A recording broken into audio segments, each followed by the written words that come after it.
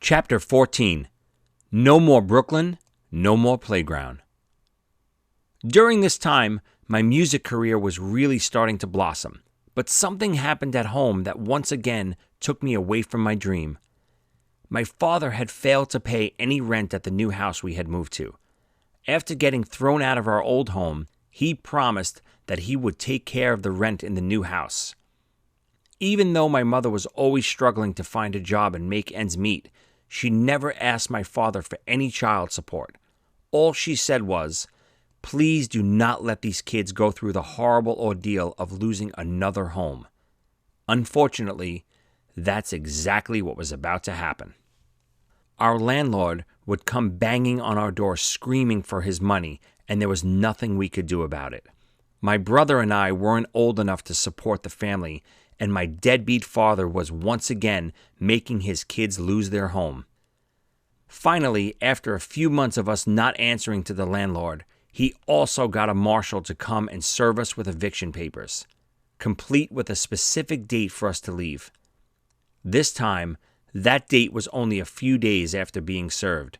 We were about to have nowhere to live. My grandmother, who had been living with us since my grandfather had died, still had her small apartment in the West Village of Manhattan, and we were going to be forced to move there. It was me, my brother, my mom, my grandmother, my giant 170-pound dog, Yukon, and our crazy cat, Tabby, all moving into a tiny apartment. We couldn't even bring our belongings. There wasn't enough space in my grandmother's apartment. We would have to put everything we owned into a storage unit. On the day I had to leave my home for the second time, I flat out refused.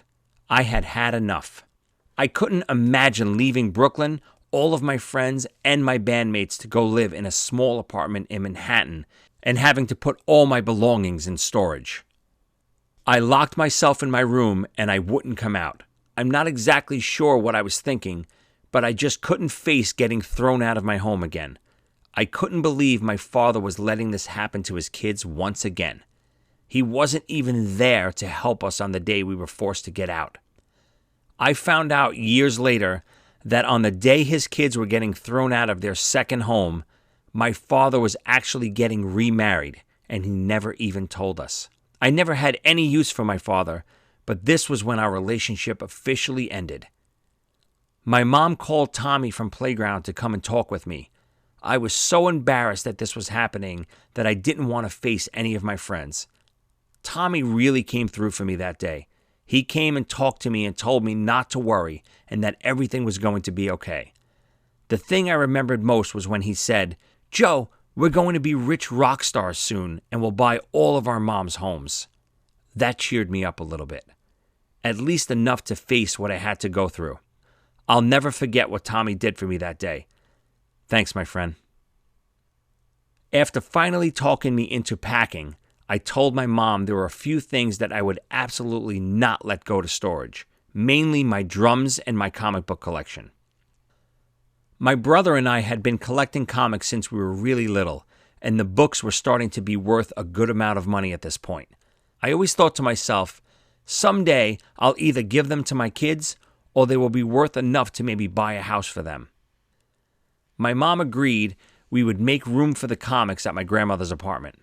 Brendan, Playground's guitar player, agreed to take my drums to his house so we would begin rehearsing in his basement. Those were my two most prized possessions, my comics and my drums. Now that they were safe, I was willing to send the rest of my belongings to storage. The thought was that we would pay the storage facility for a few months until we could find a new place to live. So on the morning of May 5th, 1991, I was officially evicted from my second home. After a few months of living in my grandmother's apartment, I began to realize that this was permanent. How could we even get another house? We had no money. My mom couldn't even afford to pay the storage facility anymore. So once again, she groveled to my father and asked for help. Mind you, my mom could have taken my father to court many times for child support, but she never did. To this day, I still have no idea why. I wasn't speaking with my father at all at this time. He promised my mom that he would pay the storage facility until we could figure something out. A few months later, I made some room in the apartment and I wanted to get a few things out of storage. I had a huge collection of wrestling magazines that I wanted to get, along with all of my action figures. I had taken a few old Star Wars figures to my grandmother's apartment because they didn't take up much room, but the bulk of my collection was still in storage. I had no idea where the storage facility that was holding our stuff even was. One morning, I decided to call and arrange a time for me to go pick up a few things. I spoke to a woman who asked for the invoice number that was on our paperwork. My mom had given me the inventory list and I read the invoice number to the woman. I could hear her typing on the other end of the phone, and she said, "Sir, there seems to be a problem with this account." I nervously asked, "What's the problem?" She explained, "This account was over 6 months delinquent and the items went up for auction." If you've ever seen the TV show Storage Wars, you'll know exactly what that means. Basically, if and when a storage unit isn't paid for, the storage facility has the right to auction off all the items in the unit. It turned out that once again, my shitty father failed us. I found out he never made even one payment. We lost everything we'd ever owned. As bad as it was when we lost our first home, this was even worse. That day, I vowed I would do everything I could to get my mom a house. I also vowed that I would never be anything like my father. If and when I ever had children, I would be the exact opposite of him. During these horrible months, Playground went on, business as usual. Right after Lemoore, we played the grand opening of their new club, The Cabaret. It was another spectacular crowd and a huge success. After that, we finally wound up playing in Manhattan at the clubs Bond Street and Beowulf. We decided for these shows that we would rent an old school bus and turn it into the Playground Party Bus. For a flat fee of $15, a person was able to drink all the beer he or she wanted and also get a ticket into the club. It was not only a great way to get people into the city to pack these clubs, but it was a terrific way to make money. We were cutting out the slimy promoters and selling tickets ourselves. The night of the Beowulf show is where I can pinpoint the first crack in the Playground armor. We had added a new song to our set list toward the end of all of our performances. It was a cover of Billy Joel's Sometimes a Fantasy. When we started playing this song on the night of Beowulf, our fans began to get a little reckless. They were having so much fun and probably were pretty drunk from the Playground Party Bus that they began moshing, Brooklyn style. All that meant was they began to go nuts, pushing people, standing on tables, and eventually breaking a few beer bottles. After our performance, we were informed by the club owner that our crowd had caused a lot of damage and they wanted us to pay for it. We absolutely refused, and as a result, we were banned from ever playing Beowulf again. For some reason, this struck Tommy and me as funny and weirdly great. We loved the idea of being banned from a club. It seemed like something that might happen to Van Halen or Motley Crue back in the early 80s. Brendan did not share our enthusiasm. He was pissed and called a band meeting the next night before rehearsal. Brendan started off the meeting by basically blaming Tommy and me for not controlling our friends, which led to us being banned. We couldn't help but laugh. Tommy said angrily, "And who the hell did you bring to the show?" "Nobody, that's who. Without mine and Joey's friends, we wouldn't even have a goddamn show." He was absolutely right. Brendan shouted back something about being unprofessional and how bad it looked that we got banned from Beowulf. I immediately disagreed, countering with, "I think it's great. We could use it in our promotion. Come see Playground before they get banned from everywhere." I was half joking, but also a little serious. This made Brendan even more livid. He then said we were going to stop playing the new Billy Joel song because it got the crowd too crazy. I laughed out loud and said, "Too crazy? Crazy is what we want our crowd to be, you idiot. What do we want? For them to just stand there and politely golf clap after each song? It's a rock concert. They should do whatever the hell they want. Tommy then chimed in and said, "You know what? Fuck it. You want to castrate our crowd? Fine. We won't play Billy Joel anymore. Watch what happens." Later that week, Brendan took it upon himself to send out a new Letters from the Sandbox to explain to the fans that we can't have what happened at Beowulf happen again. Needless to say, this completely backfired. The next show was at a new club called Christopher's, right in the heart of our old neighborhood on 34th Street and Quentin Road in Brooklyn. This should have been our biggest, most rowdy crowd to date.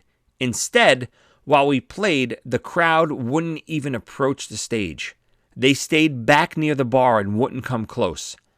At this time, no one else in the band knew that Brendan had sent the newsletter lecturing our fans. We found out after we got off stage. After the show, Tommy asked a few people why they didn't come up and have fun, and that's when they showed him the letter from Brendan. We were fuming.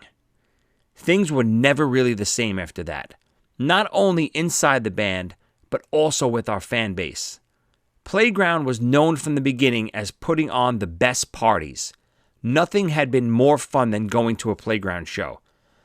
Tommy and I told all of our friends that we had nothing to do with that ridiculous letter, but it still kind of sucked the life and joy out of our shows.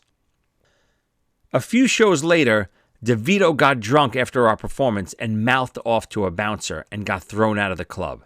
This caused a fight between us and him. Shortly after, we asked DeVito to leave the band. The house was starting to crumble. In retrospect, this was a mistake. This wasn't a reason to throw DeVito out of the band. I think we were all frustrated with everything and DeVito was just our scapegoat. Maybe we thought that by getting someone new in the band, we could save it by changing the energy. Boy, were we wrong. Our new bass player, Tommy Carter, worked at Rockaway Studios and was always a fan of the band. Tommy Carter was a great bass player, but I never got along with him personally. There was just something about him that rubbed me the wrong way. To put the final nail in the coffin, about this time, Steve was dating a girl named Kathy. Tommy said he had kissed this girl before Steve had even begun dating her. This little passing comment turned out to be the final nail in Playground's coffin. Steve confronted his girlfriend and she denied ever kissing Tommy. Steve then had a huge blowout with Tommy, calling him a liar and a troublemaker. Still to this day, I have no idea if Tommy ever kissed Steve's girlfriend or not. But why would Steve even care? Tommy said it was long before Steve even began dating her. I know what you're thinking. Another Yoko Ono breaking up a band. You're right.